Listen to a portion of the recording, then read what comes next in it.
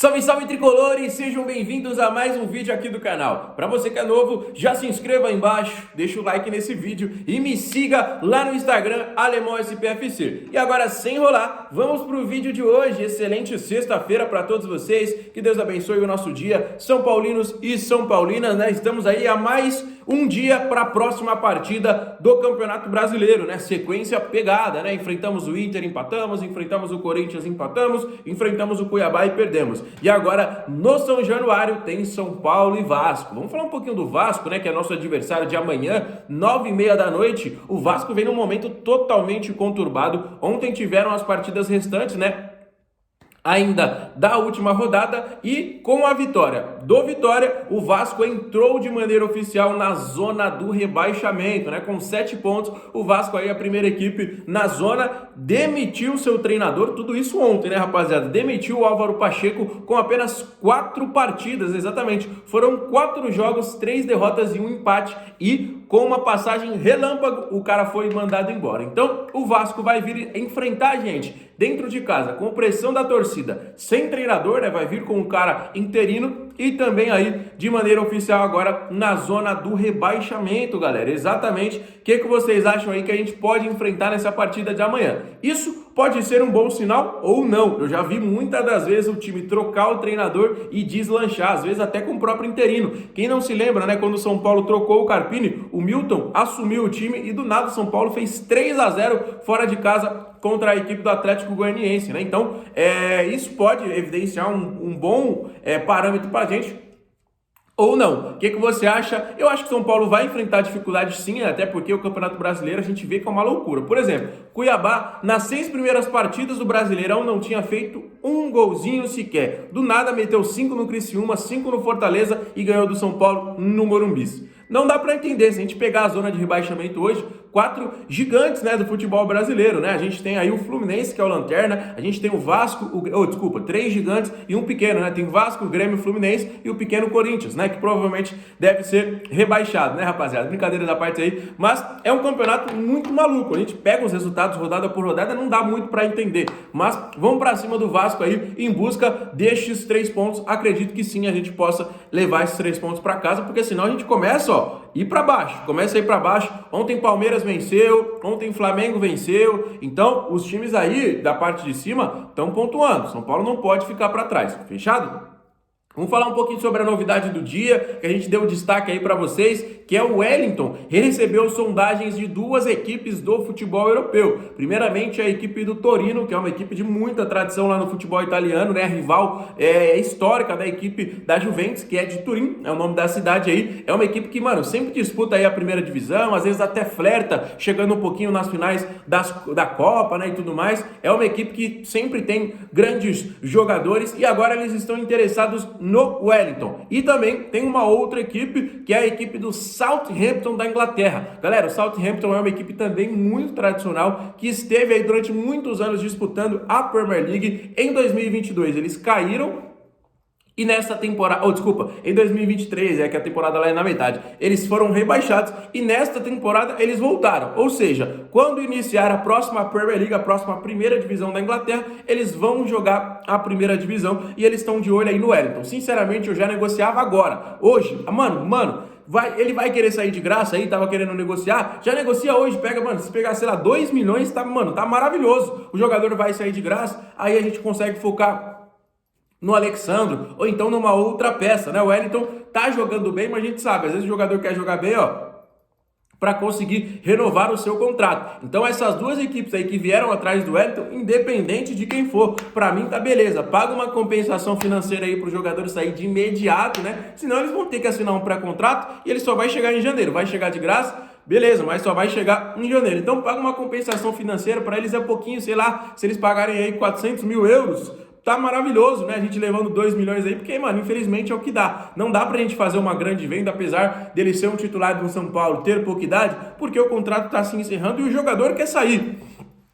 Então, essa compensação financeira para mim, seja aí, mano, 2 milhões eu já aceitaria negócio na hora. Obviamente, se a gente conseguir um negócio melhor ainda, a gente sabe que o Júlio Casares, que o Rui Costa, que o Belmonte, os caras fazem grandes trabalhos e grandes negociações. Então, se conseguir melhorar ainda mais os critérios, para mim, melhor ainda. Ou, sei lá, vende por pouquinho agora, mas fica com uma porcentagem de uma venda futura. São muitas coisas que podem ser interessantes. Colocar algumas metas no contrato do jogador, né? São algumas coisas que podem ser interessantes aí e que a gente pode negociar, seja com o Torino, seja com o Southampton, ou seja com qualquer outra equipe. Mas eu já aceitaria logo qualquer proposta que chegar, lembrando que o jogador pode deixar a equipe do São Paulo a qualquer momento. Fechado? Então, deixa aí nos comentários essa sua opinião. Galera, o São Paulo, né, tá aguardando aí para fechar a contratação do Thiago Mendes, tá nessa situação ainda do Alexandro, e a gente segue, né, diariamente aguardando as principais novidades. Até o momento a gente sempre fala que vai trazer as atualizações para vocês, e isso não aconteceu neste dia de hoje, pelo menos até então. Então, quando tiver, a gente vai trazer essa informação. São Paulo tinha, né, o plano B com o Matheus Henrique, né, mas o jogador, pelo que eu acompanhei, foi para a equipe do Cruzeiro, né? Até o momento ainda não teve, né, aquela batida de martelo, mas seria um jogador interessante. Eu, sinceramente,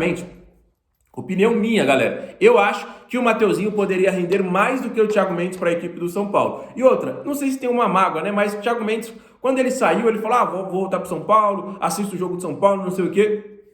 Mas qualquer equipe brasileira que tinha ido atrás dele, ele quase negociou. Ele quase fechou com o Flamengo em 2 ocasiões, rapaziada. Em 2 janelas ele quase fechou com o Flamengo. Fora outros times que também negociaram com ele. Então, isso não tem problema, desde que você não fale nada. Se ele saísse do São Paulo e ficasse quieto, gratidão ao Tricolor, que abriu as portas para mim, que me deu oportunidade, fui vendido, tô saindo. Beleza, mas ele ficar não, quando eu voltar, eu vou voltar para São Paulo. Tô assistindo o jogo de São Paulo aqui, porque o São Paulo é meu time do coração, meu sonho é voltar para São Paulo. E aí na primeira oportunidade que tem, quase fecha com o Flamengo. Na segunda oportunidade, quase fecha com o Flamengo. Escuta a proposta de um, escuta não sei o quê. Então, não, como eu disse, não tem problema, eles são profissionais, eles têm sim que pensar na família deles, têm que pensar na carreira e tudo mais, mas não fale nada, porque aí o torcedor fica, o cara falou aí e agora fica feio, né, rapaziada? Então, o Mateuzinho é um jogador, na minha opinião, na minha concepção, mais técnico. É um jogador que surgiu muito bem no Grêmio, está no Sassuolo atualmente, mas o Sassuolo foi rebaixado, né, para a segunda divisão da Itália e ele vai sair.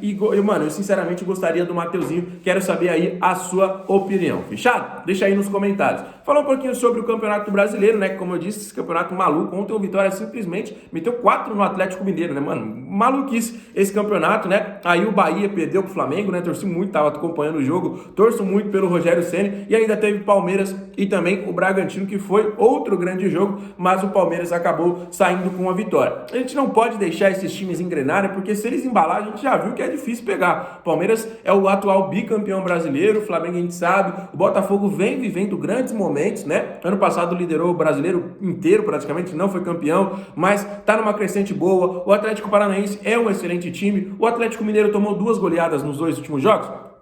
Sim, mas time por time o Atlético Mineiro é uma máquina, né, rapaziada? Então a gente não pode deixar essas equipes embalarem. O Bragantino, que ano passado acho que foi eu não lembro, mas terminou ali no top da tabela, né? Então são times que a gente não pode deixar disparar. São Paulo tem que aproveitar as oportunidades. Nos últimos 9 pontos conquistamos apenas 2. E aí os times já começam a se distanciar. Não é aquela distância, 60 pontos, não dá mais para alcançar. O time já é campeão. Não, mas a gente precisa acordar. Os últimos jogos São Paulo não jogou bem, São Paulo não teve um padrão de jogo. Sempre falei muito bem aqui do Zubeldia, mas ele tá errando muito. O time não joga, o time não encaixa, o time não tem assim padrão. Tá complicado. Não dá pra gente ter perdido aí pro Cuiabá dentro de casa, né? Agora a gente vai enfrentar uma equipe do Vasco, entre aspas, desesperada, porque, mano, tá na zona de rebaixamento, pressão da torcida, parece que até a SAF quebrou.